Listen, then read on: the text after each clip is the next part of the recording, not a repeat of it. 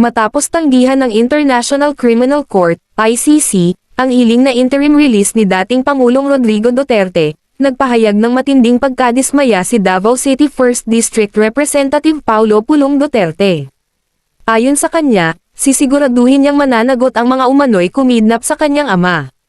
Iginiit ni Rep. Duterte na ang dating Pangulo ay biktima ng political persecution at hindi nararapat na tretuhin bilang isang kriminal. Ayon pa sa kongresista, hindi kailanman tatakas ang kanyang ama sapagkat mahal siya ng sambayanang Pilipino at walang ibang hangarin kundi manatili sa bansa hanggang sa dulo ng kanyang buhay. Dagdag niya, hindi kailangang questionin ang integridad ni Rodrigo Duterte dahil malinaw umano ang kanyang intensyong ipaglaban ang karapatan ng mga Pilipino laban sa kriminalidad noong siya'y nasa poder pa. Binigyang diin din ni Pulong Duterte na kanilang i-appeal ang desisyon ng ICC at lalaban sila sa legal na paraan, ayon sa batas.